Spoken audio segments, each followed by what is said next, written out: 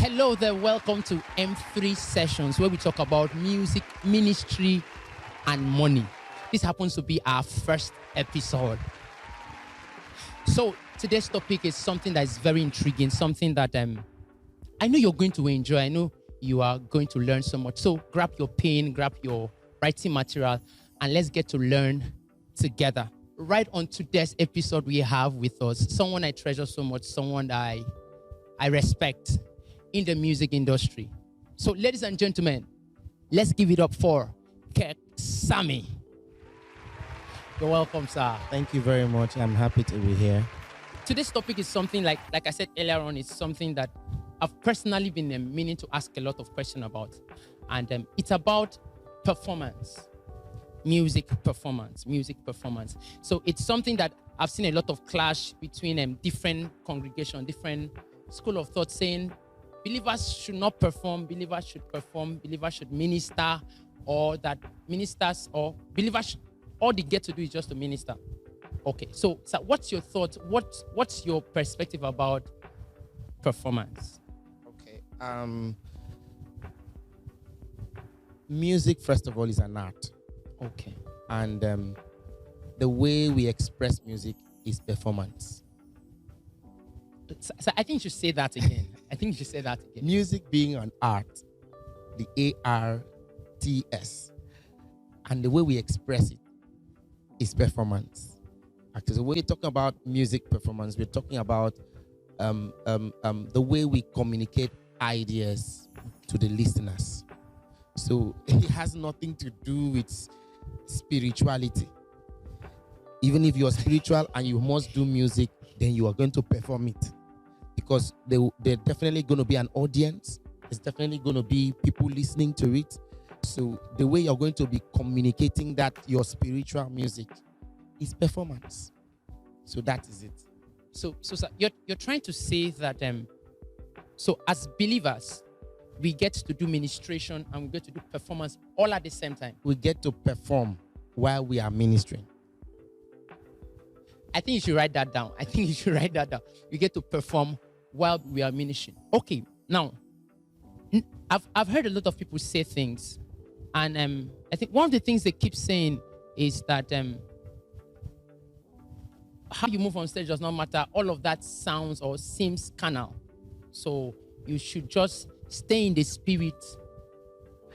I think I should ask you, sir, this whole idea of in the spirit something, is it that someone will just stay one place and will hold the mic and is in the spirit ministering to God's people? Well, there have been a lot of misconceptions when they call about, say, being in the spirit. Being in the spirit is not literally a posture on how you stand. It's not how you bend. It's not how you move or the way you hold your mic. No. Being in the spirit is a relationship. Being in the spirit has to do with your encounter with God. Being in the spirit has to do with how much you know God, where you have been before coming out for that performance. So it has nothing to do with the way you stand on stage. They will now the way he's standing is in the spirit. No, that's not it. Being in the spirit has to do with your walk with God, has to do with your encounter with God, has to do with your relationship with God, has nothing to really do with the posture or gesture you give on stage or the emotional expression. Because a lot of times while performing and people get emotional, they say, it was very spiritual. Spirituality has nothing to do with your emotions. Leave your emotions out of spirituality. Spirituality has all to do with your obedience and walk with God, your relationship with God, and has nothing to do with your emotions that you're crying. You might not cry and you be spiritual. You might not be, the song might not be that very sorrowful and you are being spiritual. Sometimes the audience might not be feeling it, but you're spiritual. God is saying what he wants to say. He's in the midst of his people. So they that must worship him in spirit and in truth. So when there is no truth, it has nothing to do with spirituality. When there is, it is not spiritual in the sense that you have encountered Jesus, you have a working relationship with Jesus. There's no spirituality in there. So even if you're crying with a prolific voice and people are falling under the anointing, goosebumps everywhere, Yeah. it is not spiritual. But you know, yeah, you talked about goosebumps, and it feels like that's a proof that someone is effective in performance. It has nothing to do with spirituality. Because once I have a senior friend that once we were talking and he made mention of that he was listening to a song, okay, and in the course of the performance it was just a guitar and vocals. At the course of the whole watching of the song, he said he felt goose pimple. And it was like, yes, the song was a secular song, sir. But it was like, this girl is ministering to me. That person should really check what was ministering to him, because But sir, there's a way you can get to. I once saw a video, and these guys, they are secular guys, they played a song.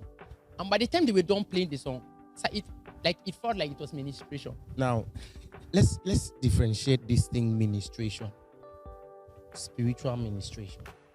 It has to do with God and God, around God, and all of God. It has nothing to do with feeling.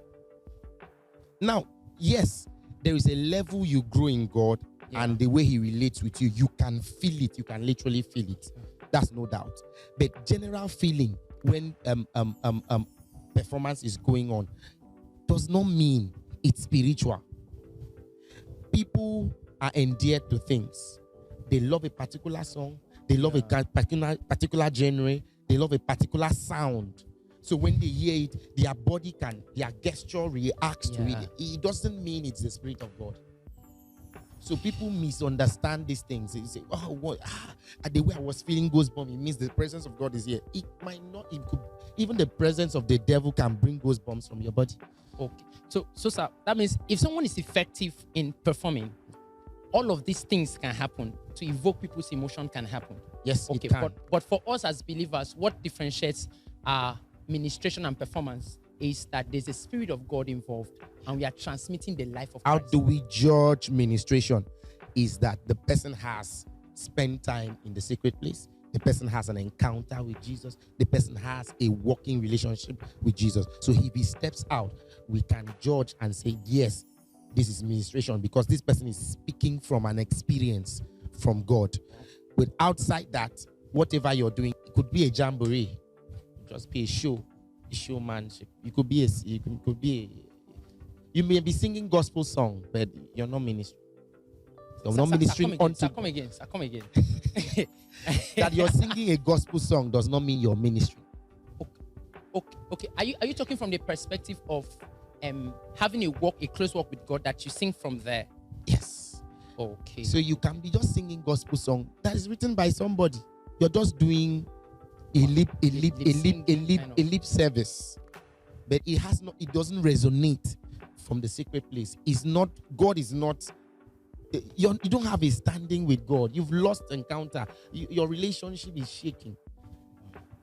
And we are representatives. We are ambassadors. So each time we come out to perform, we are just trying to tell people, let us share with you the experience we have.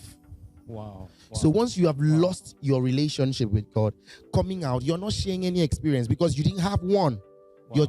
You're sharing people's experience with God. And how does it benefit us? You tell us what God told you when you were praying. Tell us what God told you when you were coming for this event, this concert. Yeah. Don't come and tell us somebody else. We have heard it. Wow. It's better for us to play that person's CD and hear the person directly than for you to come and tell us the encounter you have had. So that is where ministration can be judged from.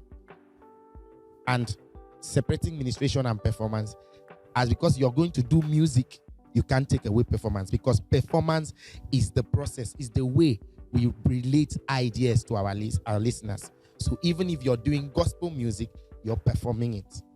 Wow. I believe we are having a balance with this whole concept of performance, because while growing up, if you get to sing songs and you have riffs and run all around, okay, once a little here, a little there, you move on stage, you try to bend. Some people thought actually that you were trying to be like the wall, but I realized in my work that over the years, you can have a sweet song, but if you don't know how to perform it, it becomes a limiting factor to how much that song can do, how much people can relate. Because I've been privileged to lead different congregations, and I noticed that one of the things that helps me get the message across is my ability to perform. But nevertheless, I know that there are a lot of persons watching, and they are from another standpoint of they're just starting.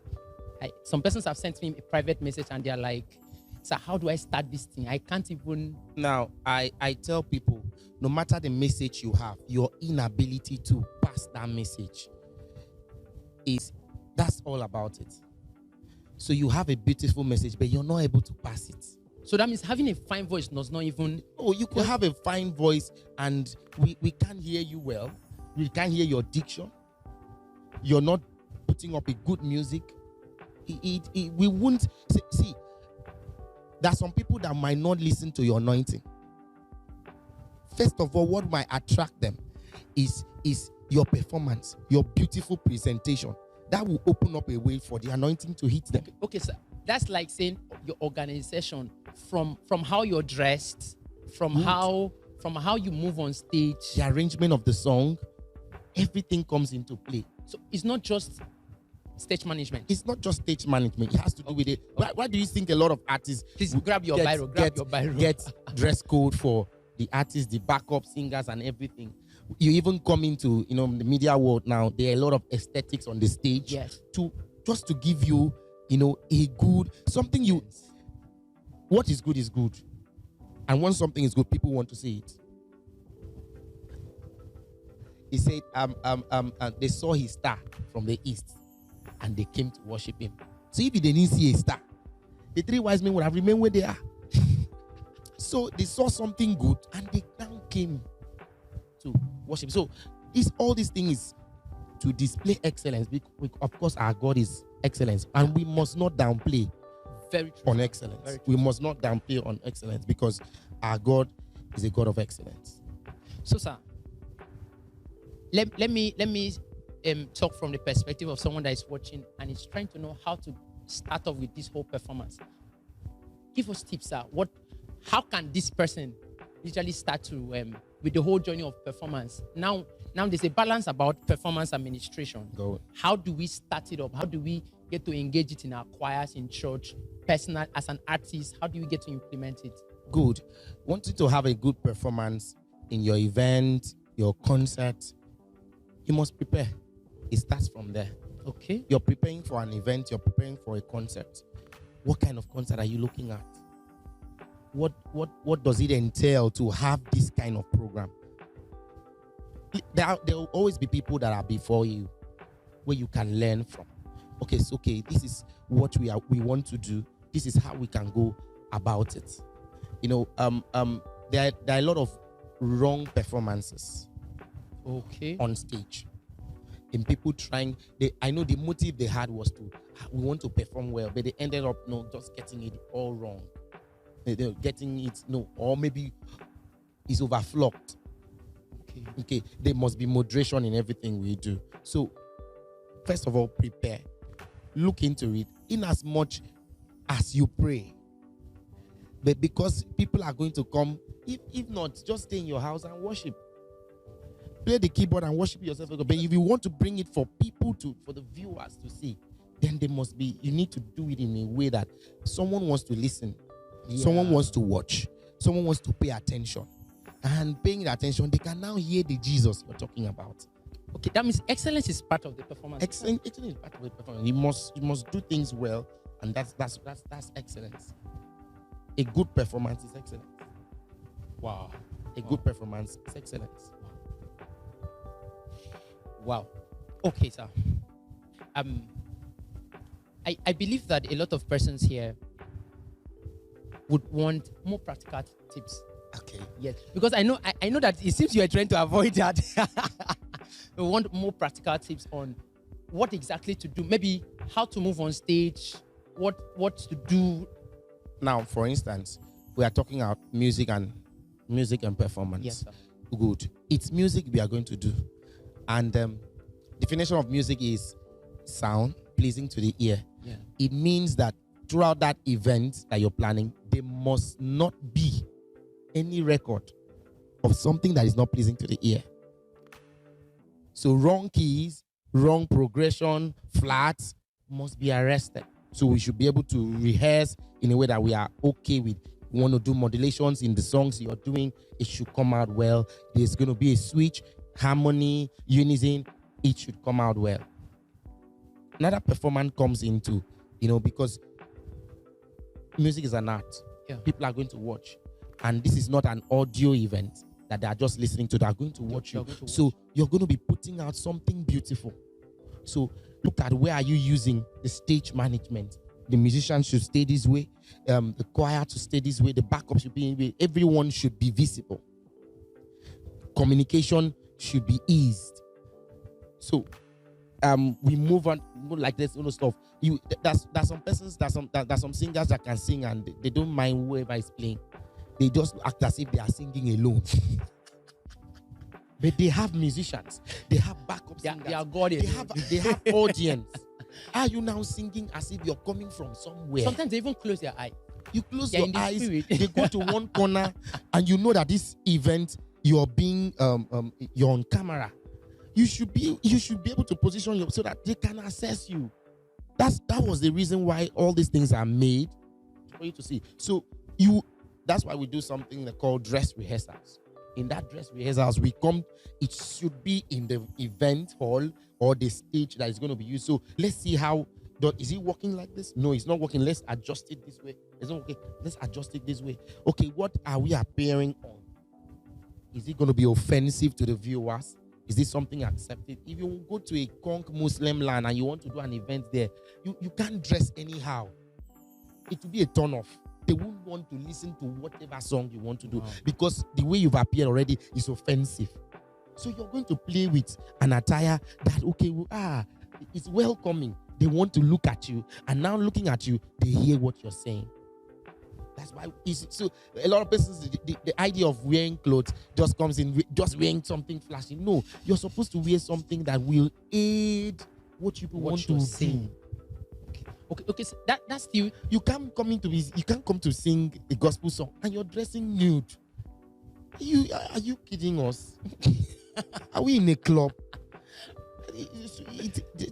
That misconception should be corrected. So you should dress to fit into the event. That's also. So all these things aid performances. Aid performances. Okay. I think I would like to add something there. The whole idea that I noticed that the whole idea of choir members, singers, just staying constantly in their church and never going outside for exposure is a way that has not helped them learn how to perform. Yeah, very true. Because now I learned personally how to perform from the likes of Travis Green. Because you see Travis Green, the way he's going to move on stage, how he's carrying everybody along, how he's carrying the instrumentalists along. I just had to constantly watch to learn. But I think a lot of persons have neglected that space of exposure. Yes. Like I said before, that you always have people that have gone far ahead of you. And you need to be humble to learn. A lot of persons like to do solo thing. I have this idea. I want to do it. That thing you want to do, a lot of persons have done it better. So why not watch? Why not look out? Why not see? Why not consult? That's why some people have event managers for events. I've seen some persons, they want to do a choir concert. They bring a music director to come, necessarily just, see what we are going to do and be able to put us in shape. That person is not going to be ministering with them, but it's just coming to fine tune, make sure that everything they do is excellent. So there's always people. There are always people blessed before us that we can learn and actually get to do better.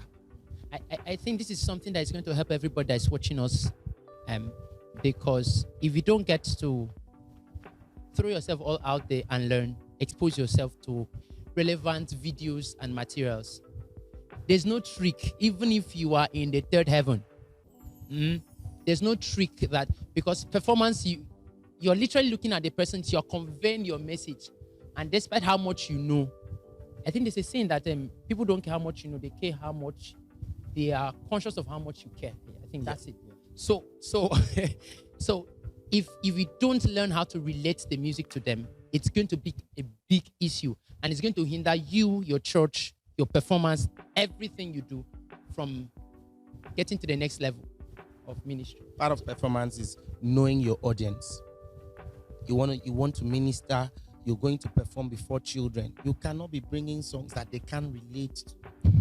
You cannot be singing from a very strange, form that they can assimilate. So that means if you're going for a performance, you're supposed to ask questions. Yes. Ask what kind of songs are done here. Like them say, what's the denomination you're going to? What's the tribe you're going to? Okay. That's why you see some artists, they go into a place, they have songs, but they could look for a native song of that place. But some people will think you're not spiritual. No. Spirituality, like we've ironed that the spirituality has to do with your relationship with God. He's not in the way you hold your hands. It's not in the way you shout or the tongues you spoke throughout the session you had. Your relationship with God. That is it. So that should be ironed out. So you know your audience, and so that you'll be able to that's where you now construct your craft to be able to minister to this people. It's like you analyzing a problem and building a solution for it. Exactly. Wow. Exactly. Wow. So a patient comes to a doctor. You need to know, is it malaria that is your problem? Is it typhoid? Is it cancer? He doesn't just say, oh, this is a patient, give him paracetamol. And somebody came here with broken leg. That's not going to help. So you need to find out, okay, what audience am I going to minister for? So you can now have a preparation that will be able to, they will appreciate. I have an experience. Something happened years back, and I was invited to a church. I just saw the letter, and I didn't check the name. And I arranged some cool songs, and I got into the church. The first song someone sang there reorganized my list. I was like, Jesus, okay. And the journey of music they were doing there was something that I would have to push myself. I hadn't known about it, then I would have prepared. Of course, that audience you go to, they don't speak in tongues in those audience. So you start going to speak in tongues, you sound especially offensive. Elderly people. You sound offensive. You hardly minister to them because their hearts won't be open. And those kind of people will appreciate him. Things like that. So you need to come from a way they can appreciate. Then maybe you now bring in other things that they don't know. They will, because they are open already, they want to take. But once you just come here and you knock them off, there's nothing you could literally struggle. You see, this is still performance. And that's performance. That's to have a good performance. So when someone say, that's not being spiritual. No. You are getting it all mixed up. You are getting it all mixed up. The way you convey ideas to your listeners, to your audience, is performance. Wow. Ministration, spirituality has to do with your encounter, your relationship with God. So you bring the two together and you have a very awesome experience. I believe that as for believers, we can do more. And that's why we're having this show. And we are going to be having other episodes talking about different things, because we see that every believer should be educated. This exposure, the mere fact that you watch this video, it means that you are willing to learn. Trusting that we'll be able to clear something. Yes. Because there are a lot of misconceptions. Yes. There are a lot. Even while growing up, I saw plenty of them, was victim of plenty of them, had to unlearn and had to relearn again. But thank you for being with us here thus far. It's M3 session. It was beautiful talking to you, sir. It's a pleasure. Thank you very much for coming. Pleasure. So guys, you know how it is. Like the video, subscribe, and of course we are going to be posting more videos. So like the video, subscribe to the channel. It's Sweetsoundafrica. The link is below. Then we get to take it up from there. So thank you very much, and God bless you.